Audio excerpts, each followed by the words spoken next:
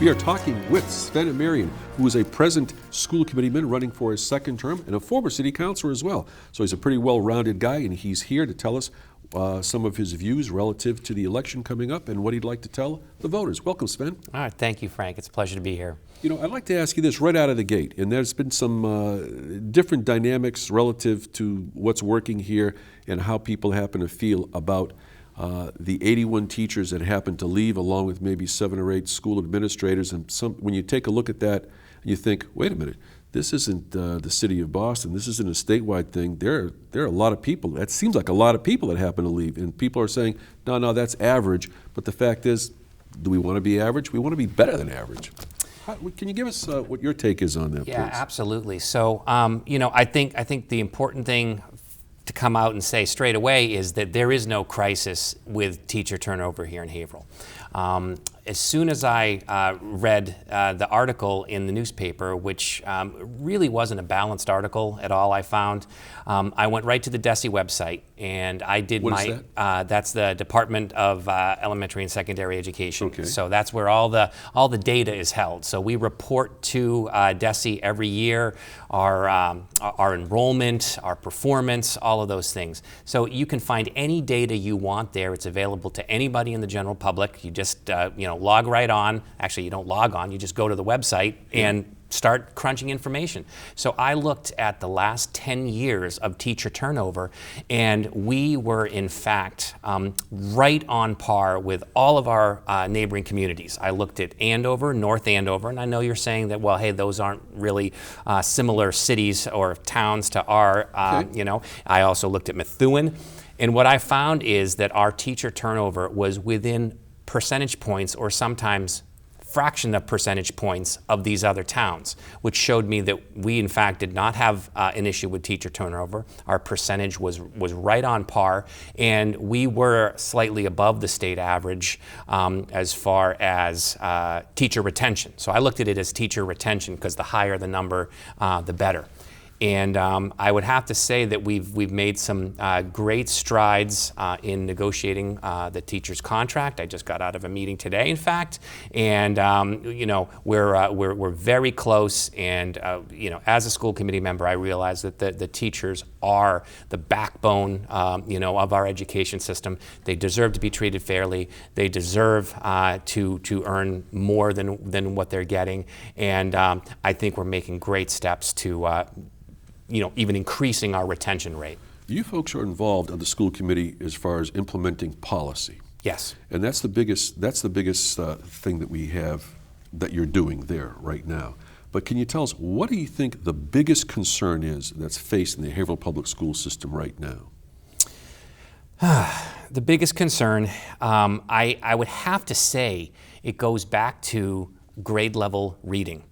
Everything that I have seen, sort of the cause and effect with our school systems, can be traced back to reading on grade level. Is that because of now the implementation of the Haverhill Promise, bringing kids up to 3rd grade reading level, by that time? That's absolutely right, because if we miss that target, that exacerbates all the other problems that come down the line. So when you look at the high school, you say one of the key metrics is the graduation rate or the dropout rate, but everything leading up to that point in high school, snowballs and adds to that effect. So if you want to address that particular factor, you've got to go back and look at everything else, and it all starts with grade level reading. When we talk about professional development for educators, whether they be preschool, elementary school, high school, is there enough professional development out there for the teachers? Because with all due respect, you're on the school committee, you deal with policy. Administrators like the superintendent, they deal with these statistics, and they deal with a whole host of other articles. But really, where the rubber meets the road, so to speak, maybe it's the improper metaphor, but it's where the teacher is face-to-face with the student.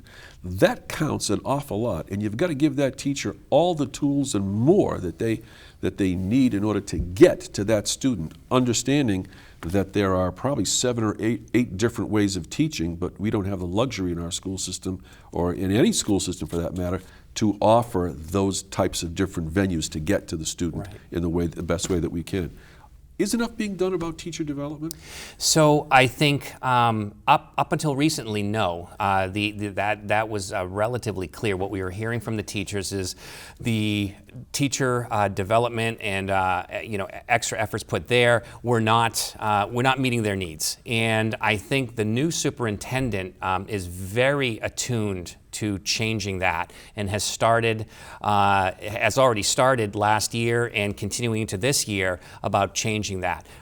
What I particularly like is the fact that Dr. Murata is willing to engage with the staff directly, get their input. A lot of times we hear about the teacher development courses that are really not in line with what the teachers really need. So the only way to find out what is needed is to talk to our teachers, talk to our administrators, and I feel that this new administration is very open to collaboration and actually listening to the staff, which is huge. Is that a recent change in the administration from the superintendent's standpoint? Because that you, as a school committee member and other members, have induced her to go in that direction? Because on the flip side, there's a discussion about there being very, very low morale among teachers because they're not being included in decision-making items which they thought they should.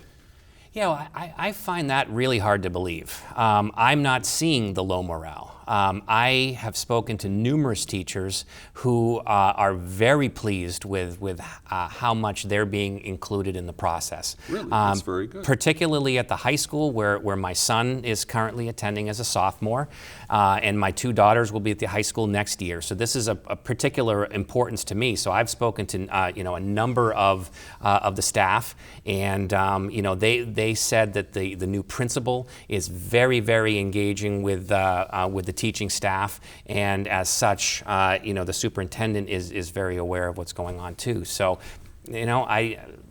maybe there's a difference of opinion, but I'm hearing the positive. Okay, there are a lot of teachers out there, and you could have some people that feel included and some people maybe that feel unincluded, depending upon what it is that they'd like to derive from the administration to help them reach their students.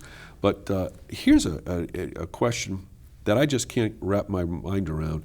Being able to get seems like a simple answer, and that is that with the number of teachers that happen to leave or administrators that leave, I'm really curious as to why there hasn't been more derived from exit interviews from these people that happen to depart.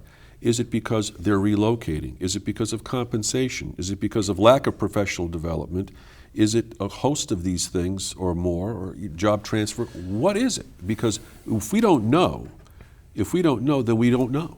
We don't know what we don't know. And the fact is that if we have that information, are those things that might be easily correctable and consequently be able to retain teachers over the long term, which can only benefit students, especially if those teachers are effective. Yeah, I think exit interviews could play a part in understanding teacher retention and why there is turnover. I don't think it's the silver bullet that's going to give us all the insight. I mean, for one reason is that it's very difficult to get those exit interviews. When somebody leaves, it may not be under circumstances that they want to discuss with administration. So in talking to our current administration, HR, I've learned that very few school districts have a good track record with doing exit interviews for a number of reasons. People don't want to do it. They're not willing to participate. But not to say that we shouldn't try, and in cases where a staff member is willing to do that, we could probably derive some information from there. But a lot of it can be gathered by just speaking to current teachers and current administrators and finding out what the trends are out there in other districts and why people are leaving. And almost always it has to do with money. Money is a huge driving factor, and that's why we're trying to negotiate a fair contract for the teachers right now. We've only got 15 seconds left. You say that this is your last term if you're reelected, correct? It is, yeah. If that's the case, then what do you want to absolutely, positively, without a doubt, see happen before you leave in the next term? What is that? Only got 10 seconds. All right. I want to see the sometimes harsh political climate in Haverhill, get a little bit milder. And so I'm going to work really hard to do that and keep the discourse friendly. That's good. Sven Amirian, that'll have to be the last word. Thanks very much for being here. We wish you the best of luck in the upcoming election. Thank you, Frank. Appreciate it. Thank you. We hope that this program has been a point of reference for you. And until next time, my name is Frank Novak, and thanks very much for watching. And remember to vote on Election Day, Tuesday, November 5th.